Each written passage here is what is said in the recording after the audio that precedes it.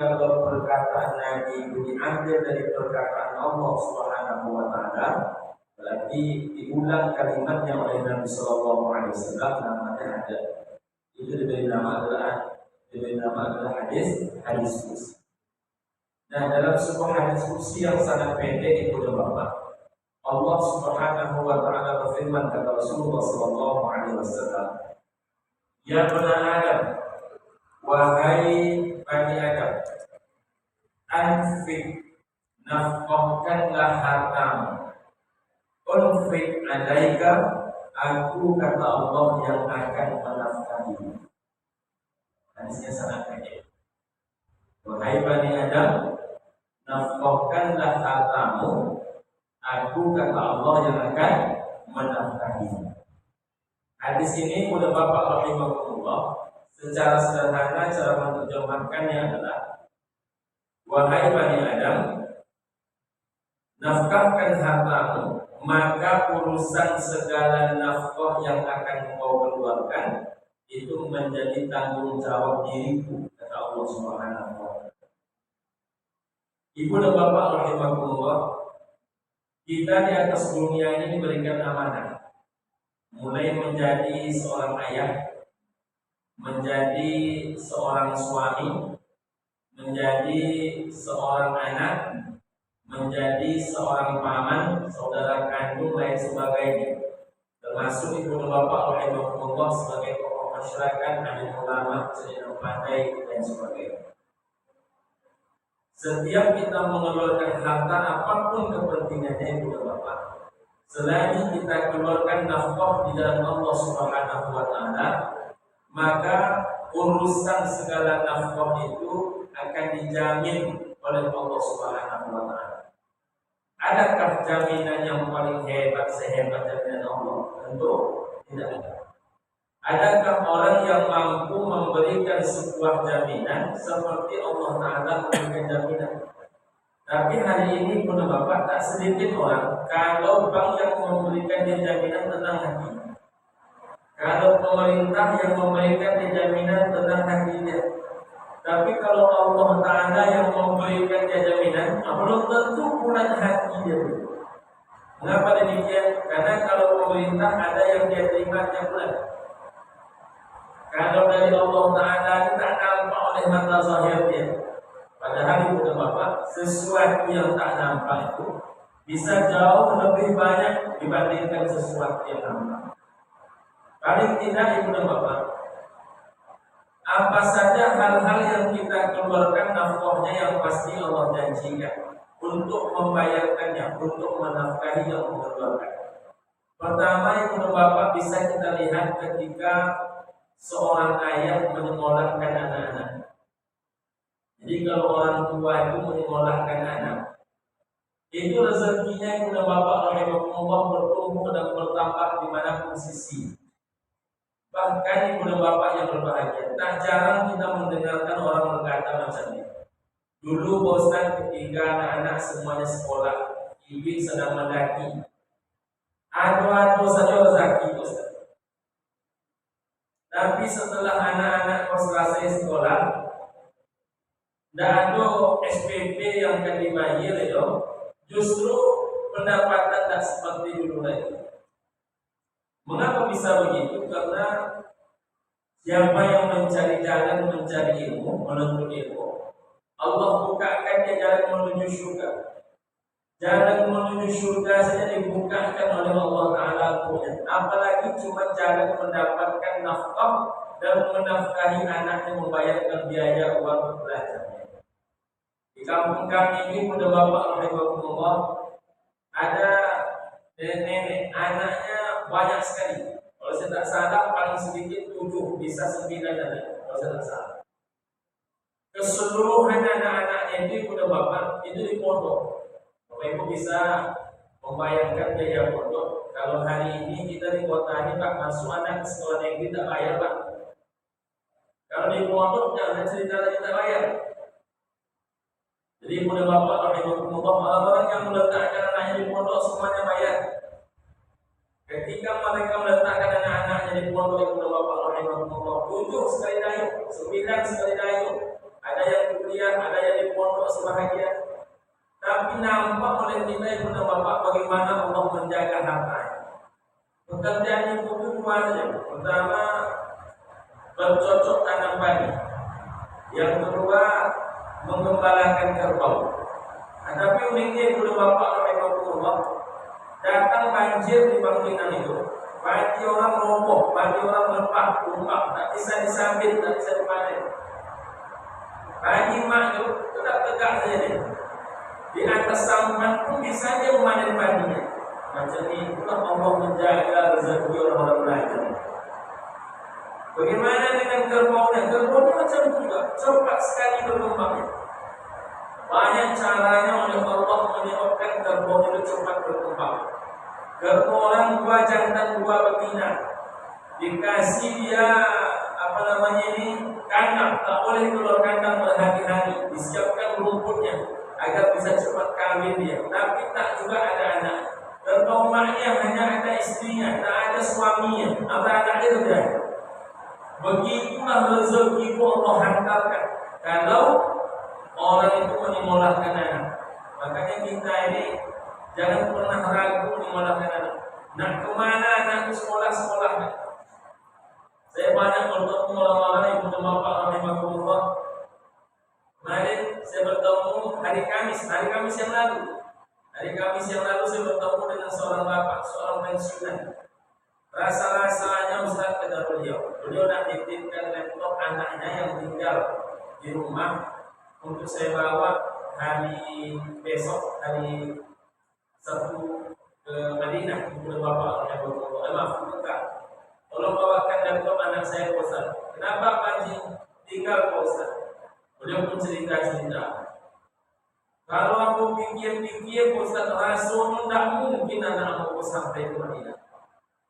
Tapi Ustaz, alhamdulillah, bukan hanya biayanya yang ditanggung oleh Allah, SPP-nya ditanggung oleh Allah, apalagi biaya makannya ditanggung oleh Allah. Bahkan sekarang Ustaz paling tidak yang menerima uang lain 4 juta lebih sebulan. Begitulah Allah Ta'ala menghantarkan kemudahan kalau kita ini serius untuk menyekolahkan anak. Ibu dan bapak rahimahullah, saya ketemu lagi jamaah di Siak. Saya tanya, apakah di sana anak-anak itu bayar SPP? Bayar, kata beliau. Jadi bukan sistem beasiswa, tidak sistem beasiswa. Jadi anak beliau ini lulus di Mesir. Ibu dan bapak rahimahullah, kebetulan jalur mandiri. Ayahnya itu jualan motor-motor bekas. Motor bekasnya pun dengan modal yang sangat terbatas. Untuk menyekolahkan anak yang banyak itu sudah susah. Tambah pula satu di Mesir. Tapi pula bapak rahimahullah, apa kata ayahnya? Itulah kata yang berrezeki yang naik di Azhar, kata beliau. Mengapa demikian Pak? Karena anak saya itu tiba-tiba dipanggil oleh Pemkab Siak. Pemkab Siak mendorong anak ini berangkat ke Mesir dengan harapan nanti tamat dari Mesir itu mau memberikan ilmunya untuk masyarakat Kabupaten Siak. Masya Allah. Begitulah Allah Ta'ala memberikan kemudahan kepada orang-orang yang memang hartanya digunakan untuk menyekolahkan anak. Maka ibu bapak rahimahullah, derajat manusia itu terangkat hanya karena dua hal, iman dan ilmu. Maka sekolahkanlah anak kita, sekolahkan setinggi-tingginya. Jangan sampai anak-anak kita ini bangga kita mereka semuanya kan, sekolahkan terus. Selagi masih ada rezeki kita sekolahkan terus. Dulu kita tamat SMEA dan tinggi sekolah itu. Sekarang S2 balik banyak S2 sekarang. Maka anak-anak sekolahkan terus. Selagi mau dia sekolahkan. Tak ada lagi uangnya pusat, ada duitnya. Siapa yang menjamin? Yang menjamin pemilik langit bumi beserta seluruh isinya. Ada lagi kita cari jaminan lain selain jaminannya Allah. Jadi jangan pernah ragu menyekolahkan. Jadi saya minta maaf kepada ibu dan bapak yang anaknya berada di tempat-tempat yang gratis. Ada pernyataan menarik. Saya tidak menuduh semuanya. Saya pulang umroh terakhir kemarin di bulan 3. Bertiga orang di antara jamaah yang ramai itu pimpinan pondok. Salah satunya pimpinan pondok di tempat saya lama belajar 6 tahun. Bapak rahimahullah. Di sana ada program gratis bagi anak-anak tertentu. Kemudian umumnya bayar di pondok itu. Apa kata Buya? Pimpinan pondok di rumah. Apa kata Buya? Aku heran lah Buya di Azhar. Beliau manggil saya Buya, beliau itu bapak. Walaupun saya anak murid langsung beliau guru bahasa Arab, saya dahulu sebelum menjadi pimpinan pondok. Aku heran ananda Buya di Azhar. Ratu-ratu yang bermasalah di pondok orang kata beliau, itu orang-orang yang anak-anaknya gratis. Entah apa hubungannya kata beliau.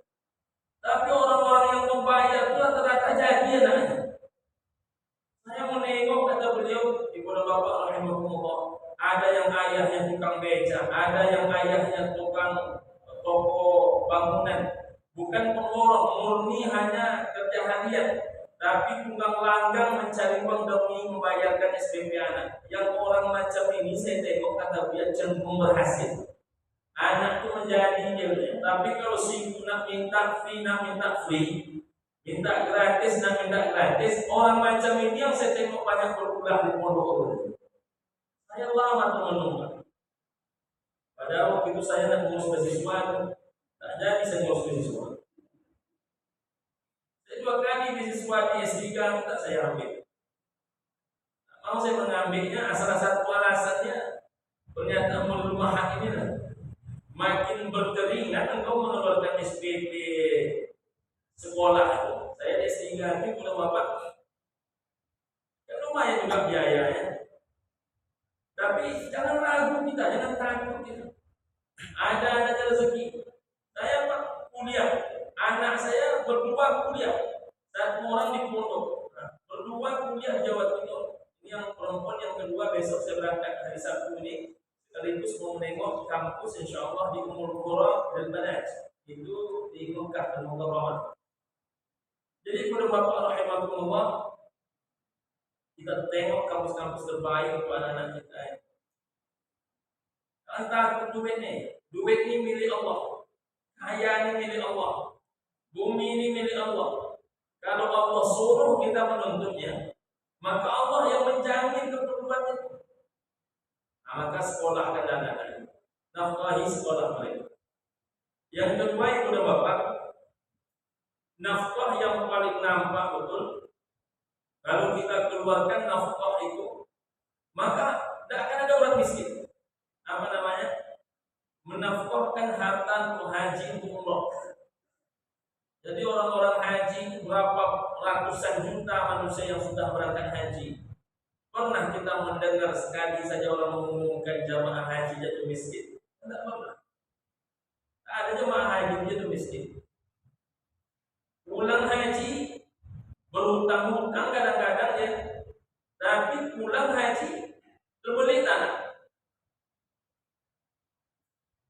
Ada program umroh cicilan. Umroh cicilan itu ada yang melalui Mitra Syariah, berangkat umroh dulu baru bayar. Ada yang sekarang kita kerjasama dengan Bang Rio Kepri, Bapak rahimahullah, berangkat umroh dulu baru bayar.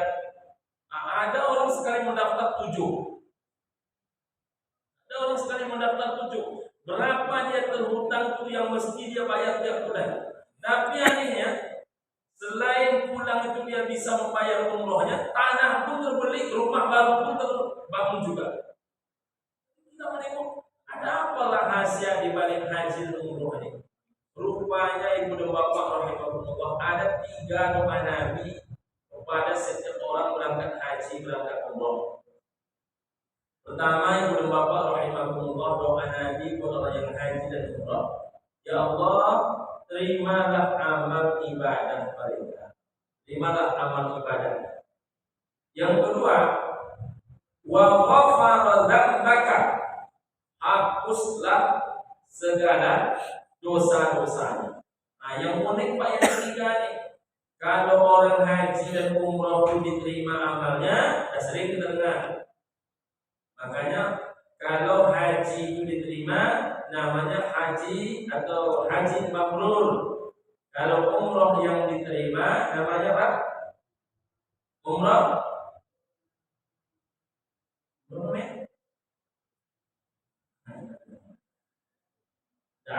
umroh mabrur. Kalau haji, haji mabrur. Kalau umroh, umroh makbulah.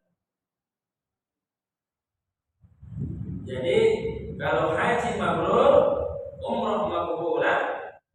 Kalau umratu ila umrati kafaratul lima bainahuma. Umroh yang satu dengan umroh yang lain dihapuskan dosa di antara keduanya. Jadi kalau diterima dihapus dosanya. Kalau haji macam mana? Kalau haji macam mana? Wal hajjul mabrur laisa lahu jazaa illa jannah. Haji yang mabrur tak ada balasannya illa jannah kecuali syurga. Yang kedua dihapuskan dosanya. Sering kita mendengar. Yang ketiganya unik. Apa itu? Wa akhlafa nafaqataka. Ya Rabb, gantilah seluruh harta yang dipakainya untuk ke tanah suci. Maka saya, Pak, kalau yang datang itu keluarga saya mendaftar umroh tapi tak meminta diskon mereka, maka saya kasih harga normal. Walaupun tetangga sebelah rumah, walaupun itu keluarga satu nenek, tetap harga normal. Kalau tak minta dia tak bisa kasih. Mengapa demikian? Karena orang yang berangkat haji dan umroh ini diganti Allah duitnya, dan orang-orang tertentu berpantang dia meminta diskon. Jadi orang-orang tertentu menganggap haji dan umroh ini sama dengan membangun masjid. Jadi kalau satu tiang harganya 35 juta misalnya, dia tak minta kurang. Pak pengurus boleh 30 juta, tak boleh. Kata pengurus, siapa yang mau ikut bangun tiang masjid? Satu tiang 35 juta, saya satu 35 juta. Tidak minta diskon lagi. Sama halnya dengan haji, sama halnya dengan umroh. Makanya ibu dan bapak, kita ini ada mempermasalahkan harga, sanggup berangkat, tak sanggup dengan travel itu travel yang lain, yang penting kamu tak tahu, karena seluruh harta yang dipakai untuk berangkat haji dan umroh ini diganti sama Allah. Nah, pertanyaannya, kalau Allah mengganti sama, kurang atau berlebih? Pasti berlebih. Nah, kira-kira lagi berlebihnya berlebih sedikit, berlebih banyak? Pasti berlebih banyak. Nah, maka ibu dan bapak, tak ada itu orang-orang umroh yang hidupnya susah. Saya ketemu seorang ibu-ibu, dia tanya, sudah berapa kali keberangkatan yang muda? Alhamdulillah, kalau tak salah katanya, umroh ini sudah 27 kali, hajinya sudah 7 kali. Jadi ketika saya mulai berangkat ini, kata beliau, saya bertekad paling tidak 2 kali setahun saya berangkat. Kebetulan beliau guru SD, asal saya terima uang sertifikasi, saya tambah langsung saya berangkat. Jadi setiap sekali 6 bulan dia berangkat. Tapi rumahnya kecil, jadi dia tidak punya duit-duit lain, duitnya pergi ke umroh. Ibu dan bapak rahimahumullah. Tapi kita menengok yang namanya bersedekah, beliau belanja. Yang namanya membantu orang fakir miskin, beliau belanja. Rupanya orang yang sudah sampai ke tingkat hobi ke tanah suci, dia menengok keajaiban-keajaiban tanah suci, maka tidak lagi tertarik menengok tanah, tidak lagi tertarik menengok ruko. Jadi waktu masa sedekah, waktu masa menyantuni anak yatim, waktu itu bangun masjid, tapi yang ke tanah suci ini tak mau, dia tak pergi. Karena rupanya di balik keberangkatan ke tanah suci itu banyak orang menemukan keajaiban-keajaiban. Nah, jadi ibu dan bapak rahimahumullah, salah satunya inilah perjalanan yang orang tak mengenal kata bosan di dalamnya. Inilah perjalanan yang insya Allah selalu diganti di dalamnya. Jadi ibu dan bapak rahimahumullah, jangan kita ragu di tanah suci. Saya doakan ibu dan bapak semuanya bisa di tanah suci, paling tidak sekali setahun jadilah. Amin ya rabbal alamin. Jadi targetkan Ya mohon mudahkan hamba untuk tanah suci sekali setahun. Jadi ibu dan bapak, kalau orang-orang yang bertekad itu ada aja kemudahan. Kadang kita tidak menengok duit masuk ya, tapi ketika berangkat kita berangkat.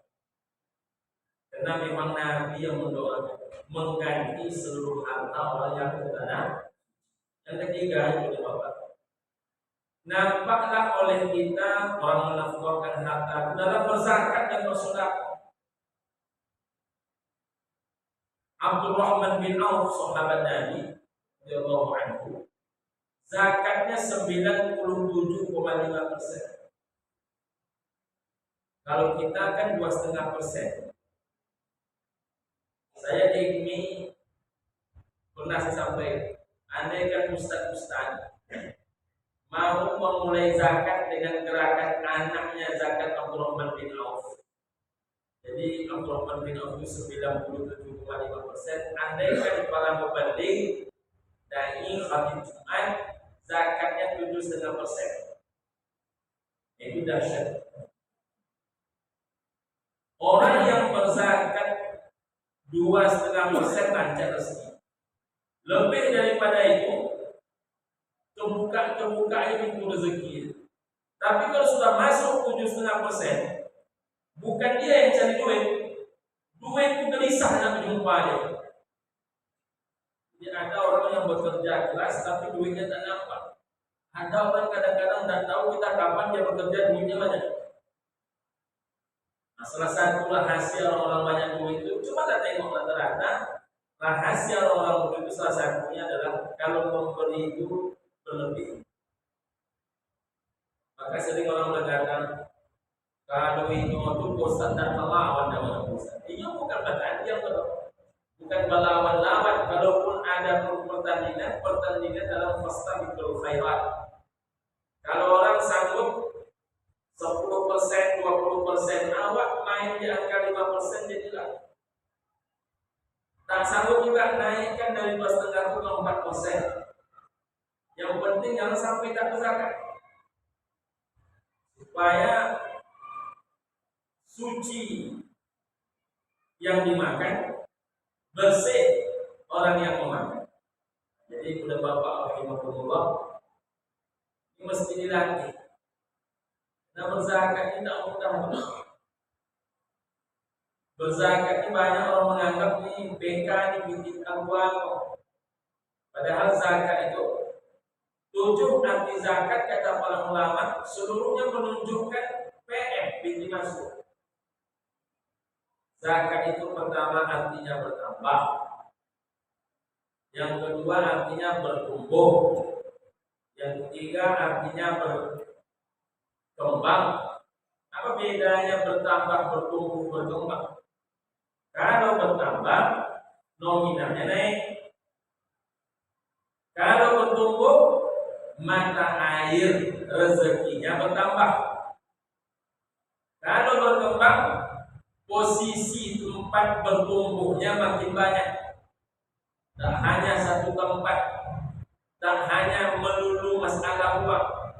Kadang dia menyentuh masalah sehat, kadang dia menyentuh kepada aspek bahagia, kadang dia menyentuh kepada kecerdasan, kadang dia menyentuh kepada anak. Jadi kalau orang berzakat banyak itu rezekinya itu berkembang.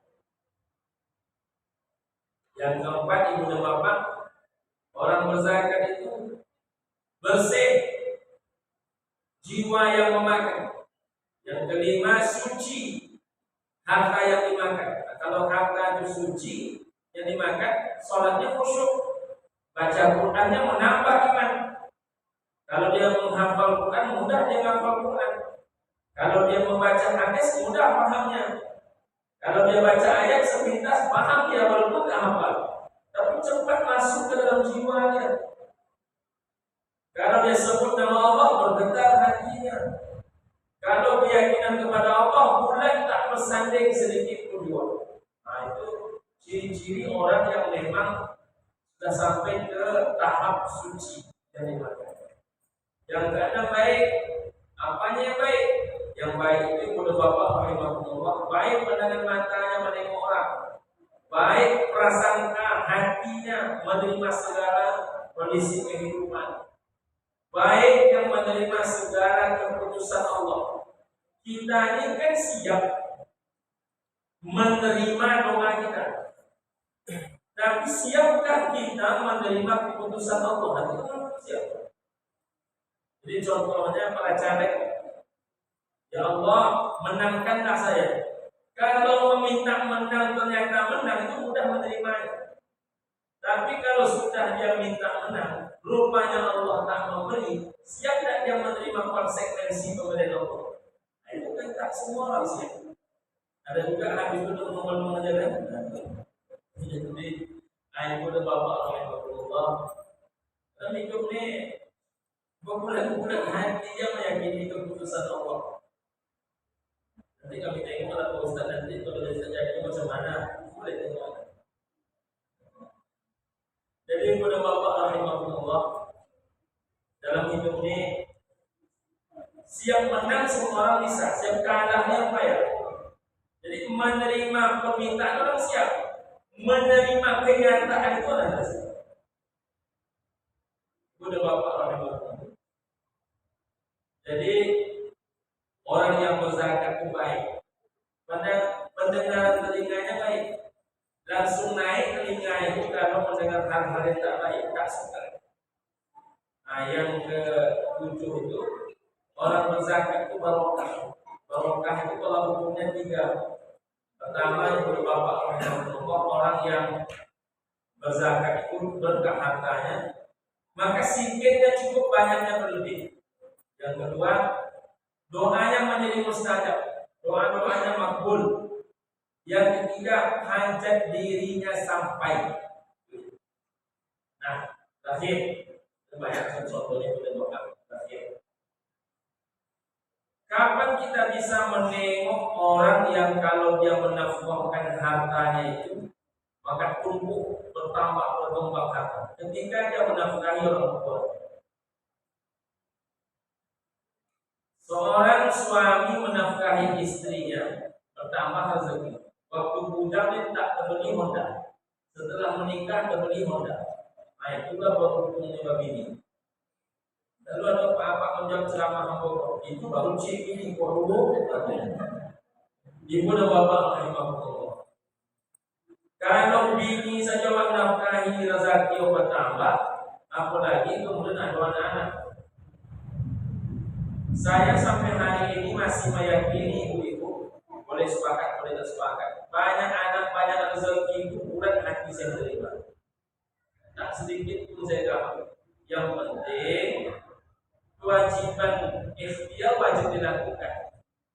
Seorang bapak itu tidak bisa menandingi ibu dalam hal meraih surga. Ibu ini menangnya kan mengandung. Ibu ini kan menangnya adalah meneteskan keringat dan air mata bertumpah darah ketika melahirkan. Ibu ini kan menangnya yang membesarkan anak dengan air susu. Tidak terlalu. Maka anak saya Pak, ketika dia baru mulai sadar dari operasi, yang pertama kali disebut nama oleh dia, mana Umi adik, mana Umi adik, mana Umi. Nah, disitulah kita sadar bahwa seorang ibu tidak tergantikan oleh ayah, tapi ayah tergantikan oleh ibu. Makanya kalau bapak ibu memahami secara psikologi, jauh lebih berefek anak kematian ibu dibandingkan anak kematian ayah. Anak kematian ayah tetapi ibunya itu bisa menyekolahkan anak. Walaupun ibu tidak pandai mendidik, akhirnya tersekolahkan anak. Tapi kalau anak kok kematian ibu, terserak-serak. Ibu dan bapak rahimahullah. Jadi apa yang mampu awak bisa bangga di hadapan Allah besok? Bangga bukan bermakna sombong-sombongan. Laki-laki ini mesti membuktikan curah keringatnya di hadapan Allah menafkahi anak-anak.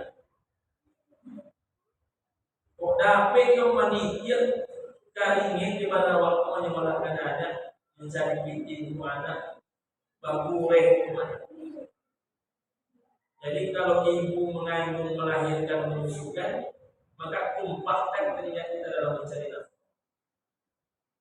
Maka insya Allah berapapun anak Allah kasih ada rezeki. Tapi puncaknya jangan lupa, puncak rezeki terhadap keluarga itu adalah menafkahi orang tua. Kalau menafkahi istri dan anak ada rezeki, apalagi menafkahi orang tua.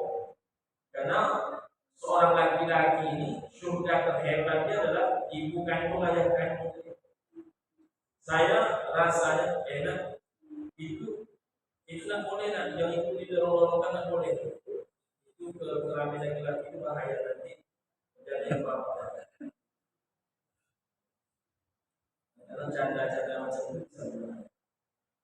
Ibu dan bapak rahimahullah. Jadi seorang laki-laki mesti menafkahi ayah ibu. Kita ini menghimbau ibu dan bapak, terutama orang pengajian saya yang bodoh. Janganlah sampai bapak-bapak nak menafkahi emak, nak menafkahi ayah bapak. Itulah bedanya bapak dengan orang tak mengaji. Tidak masalah berapanya, tapi sesungguh apanya. Maka ibu dan bapak tidak sanggup dengan duit banyak, andalkanlah paling tidak beras 10 kilo setiap bulan. Jangan sampai tidak. Saya punya paman kandung saya tidak tamat kelas 2 SD. Tapi beliau punya perusahaan di Malaysia. Saya tengoklah apa kelebihan paman kandung. Kalau beliau mengirim beras itu sampai tak terhabiskan beras. Mengirim duit asal bini terima duit emak juga. Dan mengasih duit kepada emak tak tanggung-tanggung, maka Allah ngasih beliau pun tak tanggung-tanggung. Hebatnya beliau ini punya usaha di Malaysia. Saya tengok nenek kami itu di batu ular bernanam kakinya, dengan tangannya sendiri dibersihkan. Orang-orang seperti itu rezekinya Pak Ibu, itu rezekinya tak pernah dimudah oleh manusia. Dari berbagai sisi. Jadi dengan orang tua ini yang kita berhitung. Ini ada pula orang asal datang pulang kampung ke rumah emaknya, menyebut susah. Ayah ini mah akan bau macam biasa itu. Ya ada beli.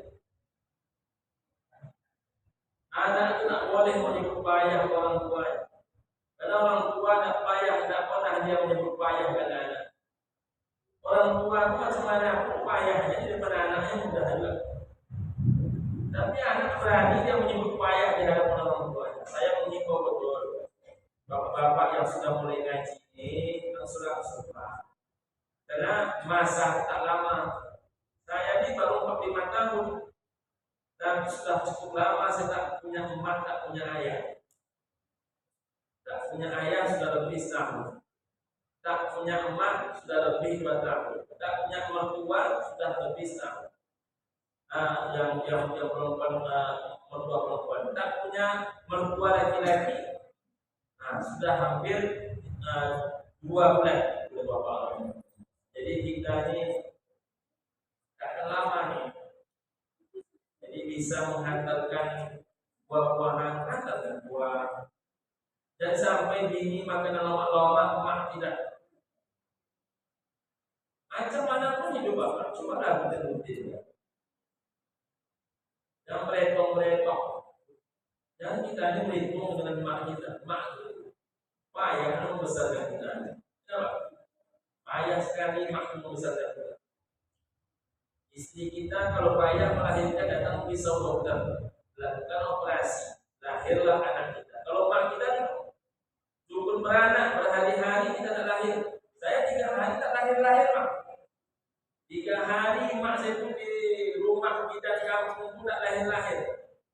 Aku jalan kaki mak saya ke rumah sakit di daerah Bangkinang. Dan juga lahir. Bukan dekat jalan kakinya. 5-7 kilo. Kampung dah terjaga tahun 78 itu. Menyeberangi sungai Kampar itu. Sampai sana tak lahir juga. Ditarik pakai paku. Ibu dan bapak rahimahullah. Makanya kata mak, 7 kali uang haji kan nama bagi duit tak langsai. Mana saya?